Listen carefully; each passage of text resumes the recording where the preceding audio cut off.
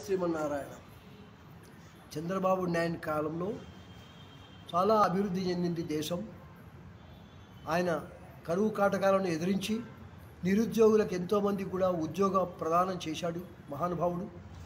Training లేనటువంటి వాళ్ళకు కూడా, క్వాలిఫికేషన్ మాత్రమే ఉన్నటువంటి వాళ్ళకు కూడా ఉద్యోగం ఇప్పించి ట్రైనింగ్ చేయించినటువంటి మహానుభావుడు. ఎంతోమందికి ఆయన జీవితాన్ని నిలబెట్టినటువంటి మహానుభావుడు.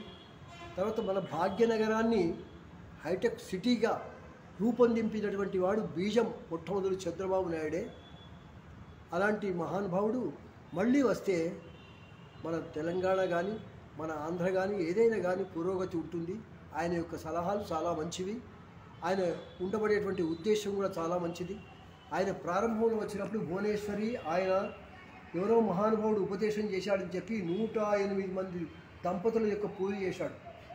వాళ్ళకు 108 మంది బ్రాహ్మణోత్తములకు పట్టు దోతులు, అమ్మవారికి పట్టు చీర, పసుపు కుంకుమ పెట్టి కాస్త సువర్ణదానం కూడా చేశాడు. ఎవరో మహానుభావుడు చెప్పాడని చెప్పి అది వైష్ణవ బ్రాహ్మణులకు చేయాలి, శ్రీమన్నారాయణ భక్తులకు మాత్రమే చేయాలి అనేటువంటి ఉద్దేశంతో 108 స్వాములకు దంపతులకు ఆయన పూజ చేశాడు మహానుభావుడు. దానివల్ల ఆయనకు మంచి అత్యవసాయం.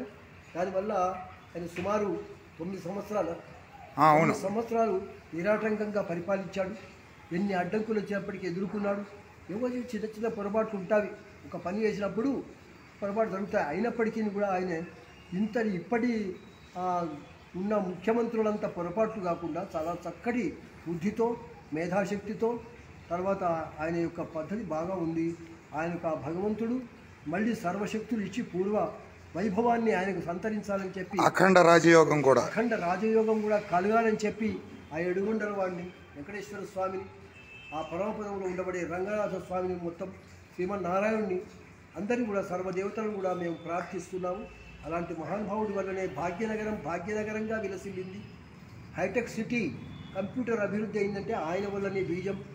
ఇప్పటి వాళ్ళంతా మేం చేశాం అంటారు కానీ లాభం లేదు. దానికి మూల కారణం ఆయననే. ఆ మూల కారణాన్ని